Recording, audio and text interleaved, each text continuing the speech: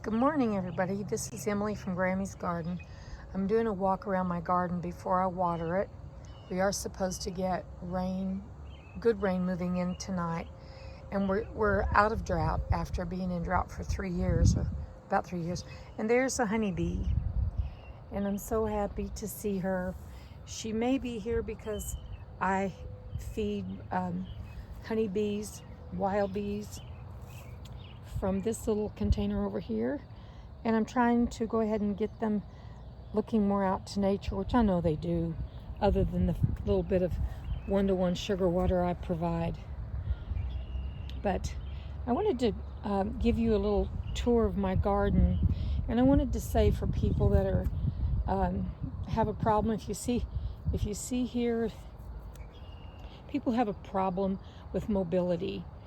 I have a big walking stick. I got it in Eureka Springs, Arkansas.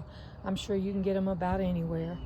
But I needed it to get up and down those big hills down there. And that was many years ago. So I just used it as a walking stick. Now I kind of depend on it for mobility out here in the garden, to just give me a little extra something to lean on. So anyway, I keep looking at the nasturtium. Good morning, everybody. It's a beautiful day starting out here at 6:45 in the morning on Friday. And when I was out here around 4 to let my dog out, I could hear the bullfrogs just carrying on. I love that sound. Looks like it's going to be a beautiful day, but we do have storms coming in the night. Not anything strong expected, just nice rain. I'm going to give you a little tour of my garden. One reason for this tour is to not only show you what I have growing. If you're familiar with seeing my garden, this is the 3rd year I will have had videos from my garden. July, I think maybe that just marks the 2nd year, but there's been 3 plantings. So here's the garlic. I want to encourage people who are in my age range. I'm 75, and every year I wonder if I'm going to be able to do it the next, but I just wait and see. I don't count on not being able to do it. That's my point. Look at these beautiful Cherokee tomatoes. Can't wait till those are ripe. I'm going to be watering here in a bit. I may have said that. My coffee may not have kicked in yet.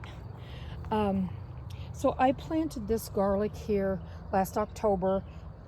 It's got scapes. I wanted to say that my freezer's not full of scapes. My freezer I have a bag of scapes, which I haven't even used. I may just let these little things go ahead and go to seed. I know they say that whoever the experts are, and they all differ, but if you cut the scapes off, it'll give more energy down to the garlic bulb. But my garlic always does a good job. It always produces more than I can ever use or give away. And I did ferment garlic and honey last year. And this winter, let me just get it on something pretty and not just me just chatting at you at the same view. This winter, when I felt like my immune system was being challenged a little bit by something, I would just go eat a clove of that garlic and drink a teaspoon of the honey. And I really felt like it did a great job. This is a garden, raised bed garden with grow bags. And I am in, the town I live in is small. It's a small town in the Midwest. And this is just a little suburb, and I have a very small amount of land. That's a beautiful cabbage, isn't it? And I bet you when I go feel of it every day. It's about ready to make kraut, and I have kraut making right now on my kitchen cabinet. So I think I might just video when I make kraut the next time. The kraut last year was delicious, and I sure hated when it was gone. Fermented foods are so good for us. The probiotics are so good for us. So anyway, I have Sungold tomatoes.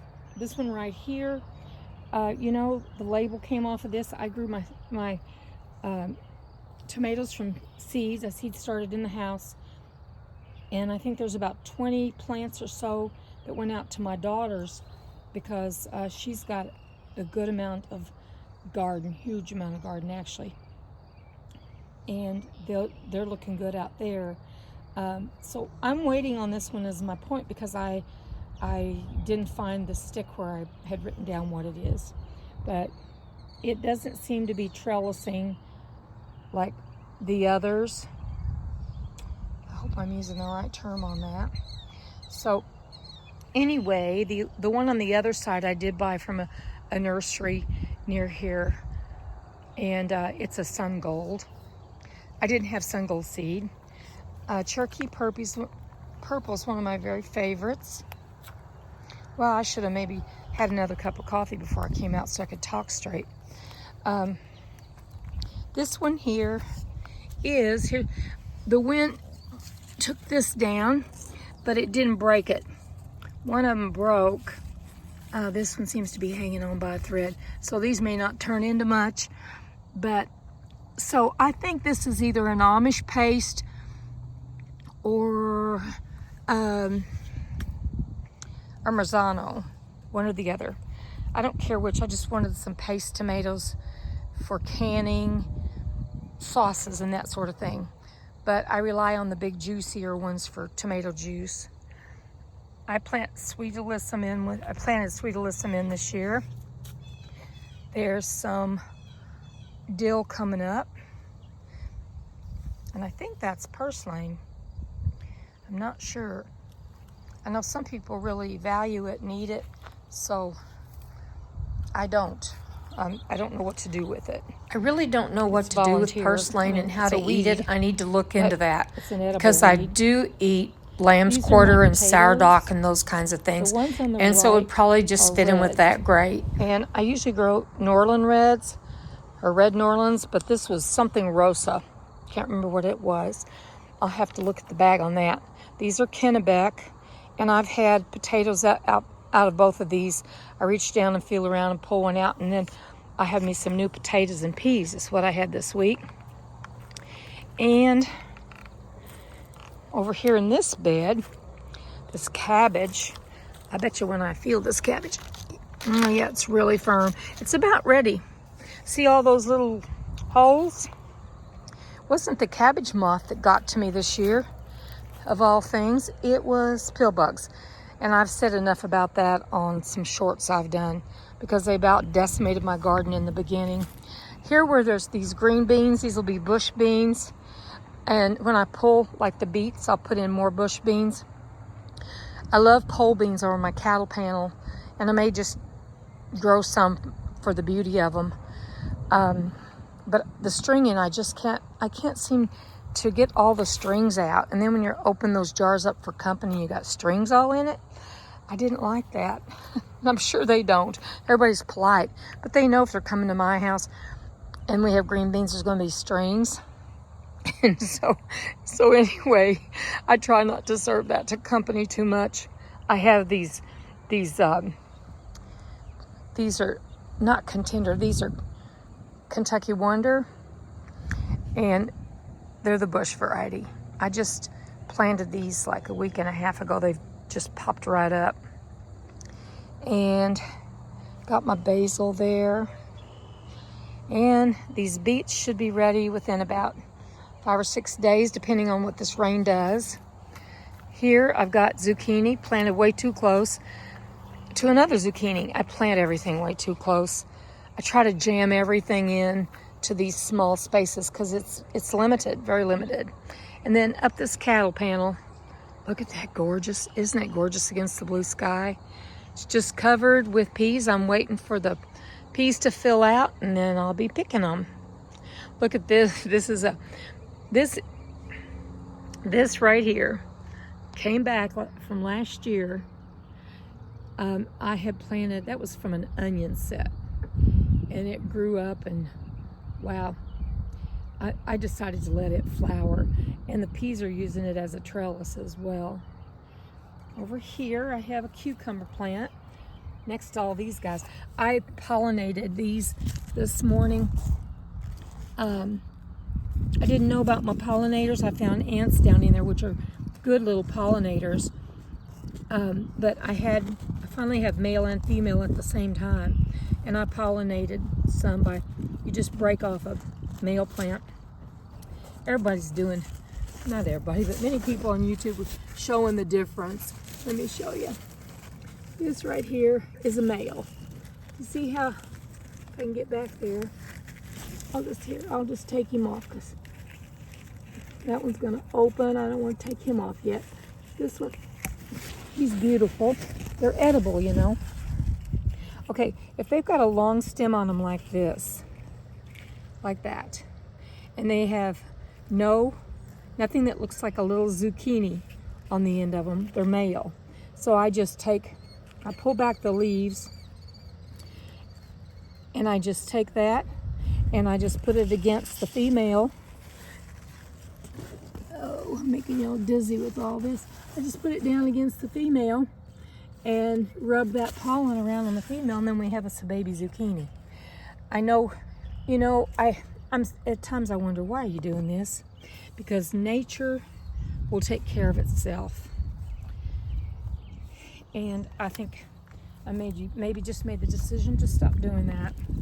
I love my bee trellis here. Got about 4 of them. So that's for my cucumber to go up, and then I'm going to start training it over here to the cattle panel when the peas come out. But there's always, like, what am I going to plant on the other side of the cattle panel? Here's a prettier view than all these houses around me. There's my rooster I was given for my birthday in March. Here you see more peas. These are snap peas, sugar snap. They're good, but they're about ready to come on out of there. So let's go keep looking at the peas. I love the beauty of the peas. And I've never planted peas up this panel, and boy, did they really take off on it. The snap ones, no, but these others did. Here's something I'm really proud of. These were starts. Let me see if I can show you the size of some of these. Oh, everything is like, it's so lush and full in here since we've been getting rains. Let me show you though. Do y'all like to look at leaves and stuff? Because we're seeing some. Look at the veins of that. Anyway, believe me, I got some good big onions in there, and they'll just keep getting good and bigger. The beets will come out, 2 rows jam-packed together, and this is all onions. I'm hearing the red-winged blackbirds. That's my favorite bird. There's one that comes and sits around here. He takes a bath every afternoon. It's the same bird, but it's always a bath. Comes and takes a bath and then sits on the cattle panel and preens and cleans himself. My strawberries were totally eaten. Maybe I got 10% of them.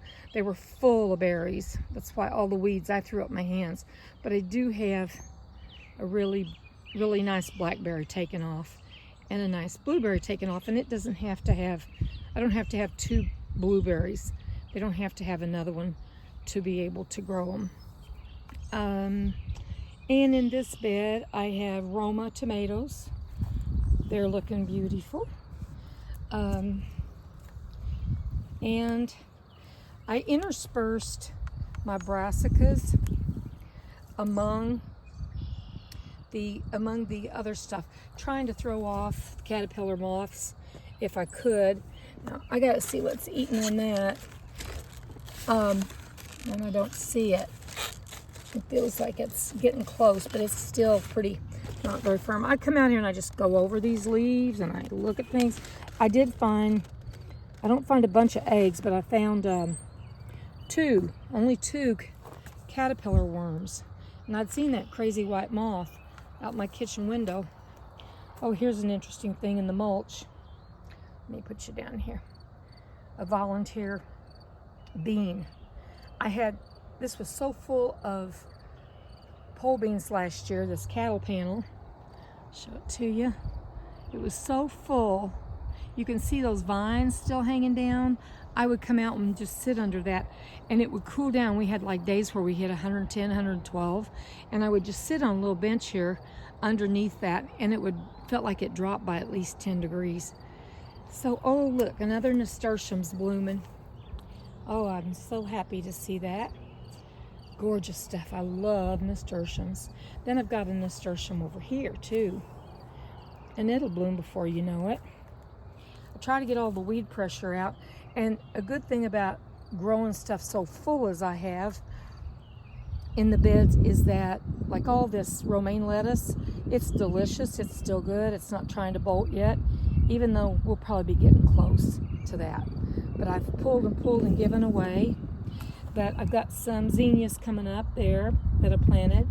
And my point was, with all growing it so full here, is that it really does help with the weed situation. Here I have a radish that I decided to let go to flower, because anything I can do for those pollinators, whatever they are, the better. Beautiful, beautiful blooms coming out. There it is, coming out on my romas. I like the idea of a tomato that I can a bunch all at once. And I've got them planted elsewhere too. I've got, like I said, San Marzano and Amish paste. So here's another cucumber. This is a different type. And another zucchini blooming. Over here I have a grow bag of potatoes. These are the Kennebecks, and I've eaten one out of here. I did hill the bed I showed you. These, it's kind of hard to hill in a grow bag, but I pull extra dirt up around them, and then I'm done with that for this year. These brassicas are looking great. I've already gotten 2 heads of broccoli out of it, and I just broke off another one. So I think I'll be freezing some food today. This guy right here is feeling nice and firm. These are early on, and they don't really get more. Hi, honeybee. The honeybees know I feed them, and also I've got on yellow, so I'm attracting them. So I have honeybees. When I come out here, they get all over me. When I water, they get on the wand I'm watering with. They get on my hands.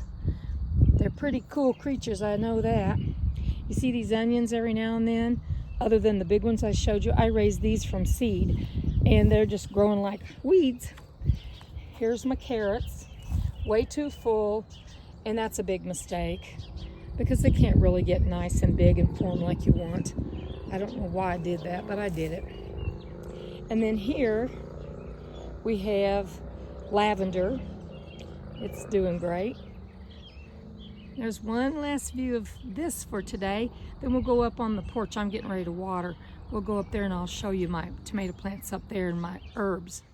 Up here on my patio, I have this little box my son built me. He's built all of my raised beds. I think this one's like probably 4 by, looks like bigger than 2. I'm not sure.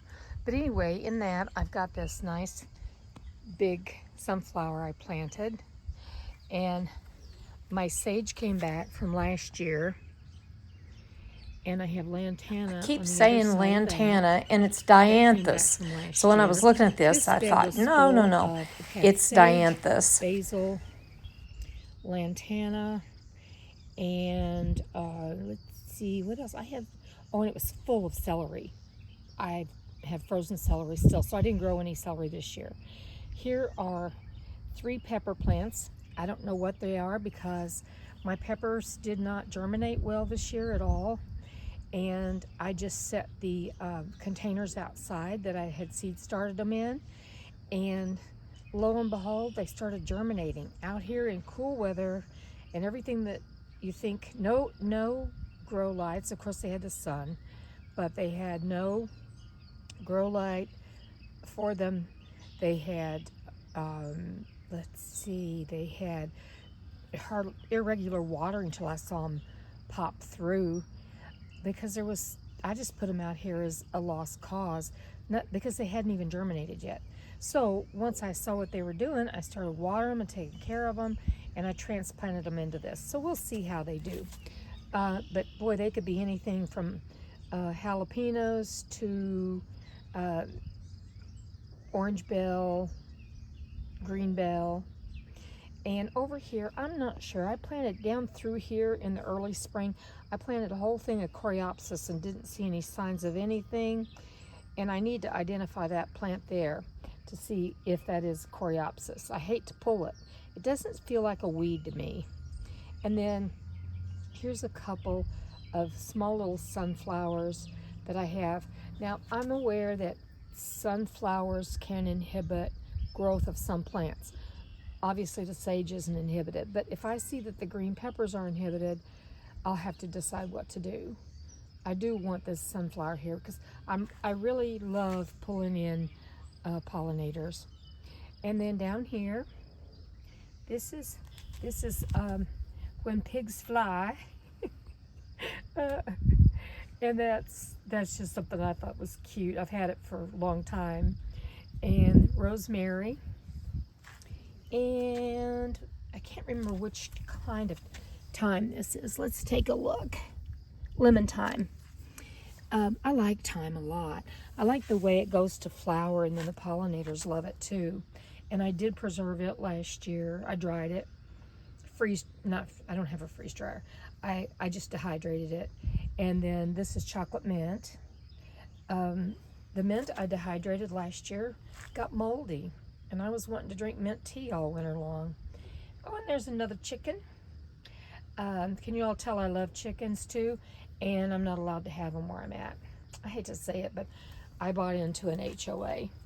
If I had it to do over, I don't know, I love where I'm at, but if I had it to do over, I don't know about that HOA part, and it's really not even active, but I won't go into all that. I still was told I couldn't have them because I had them. I had 4 chickens in my house living in a bedroom. They were babies, you know, like they got up to like 2 months old, I think. But anyway, I think this is a sun gold, and I think it's beautiful. And down here, I just love seeing tomatoes grow like this. I just think they're so beautiful. Over here, this is flush, just flush with romas. And that's like a 25-gallon, I believe, grow bag. So we're gonna go over here and look at my sweet potato starts. They're a little wilty because they're getting used to the UV. You know, they're getting used to being out here in the sun. But what I did, I grew Beauregards here last year in this very same spot in a big grow bag. And go back and watch that video. If you want to grow something in a grow bag, get you a grow bag because you can grow just about anything in a grow bag. Tomatoes. I grew a lot of sweet potatoes out of a grow bag last year. And like I said, there's a video. I'm not promoting my videos. I'm saying if you want to see what you can do, it does show that. So these starts, I took one of my Beauregards from last year and I put it in soil halfway up in like a little to-go container in my house, and it had warmth and light. It had underneath it, I had a heating mat, and above it, I had lights. Well, nothing happened. I mean, nothing. There wasn't an eye on it. There wasn't a sprout on it, nothing. So I had it out here among these peppers that I had that hadn't germinated, and it just sat here, and I thought, don't just let it sit there. Put it in something. So where I have this sun gold tomato, I just stuck that sweet potato almost all the way down in that horizontally. You know, it was like that. That flash was my finger, which did no good at all to show you, but it was just laying horizontal, almost totally covered with dirt. I was checking my tomato one day, and I see all these little slips, vines starting to come up out of that sweet potato. So I broke them off. They all had, I saw the nodes, and I knew that they would be able to root. And I put them in water, and they rooted. and I just planted these about 5 days ago. So you see that wiltiness, and that one leaf is brown down there. That's brown right there. That's okay. And that one real pretty little vine right there, that was one of the tiny ones. This one right here was a tiny one, and this one had really good roots. I will get sweet potatoes out of this. Not as many, because I didn't fill the soil all the way to the top. The soil was filled with pill bugs that I had, and I just thought, I'm not going to deal with them anymore like that. So I just went ahead and put them in this and said, okay, what I get out of it will be more than what I would have got. Now let's look out here. The sun's awful bright, but this is almost a full picture of my garden. Everything's looking good. Gonna get a natural rain tonight, and boy, will that be wonderful. Over there are 2 pine trees that were little bitty jobs that came from what once was my grandparents' homestead and my grandmother's parents' homestead down in Shannon County, Missouri, in the Ozarks, where I grew up. And we brought them up here when I moved here. My son dug them for me, and with the permission of the current owners, and we put them out here, and boy, they have just thrived.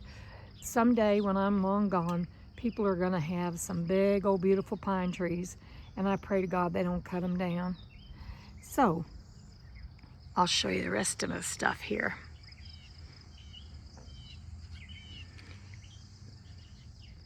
The birds are so happy today. Maybe they know it's going to come a nice rain. My hibiscus isn't doing so good here this year. Usually it's just gone crazy. I think it's because I'm showing more attention. And look here on my hummer feeder. I have honeybees all over it. They can't be getting hardly anything out of it. And the hummers don't want to come around. So it's like, what do you do in that case? I'm not taking it down. So I got a lot of pretty flowers around the house, but this is getting long enough. I want to just show you. Let's see if I got any more food growing up here. I think that's the last of the food. Over at the corner there, that is an elderberry plant that my daughter bought me. She's real good about getting me things. If I say, oh, I think that's, we were at Lowe's. I said, I think that's an elderberry. And we went over and looked, and it was, and she said, okay, and she just put it in her cart. And my kids helped me so much with,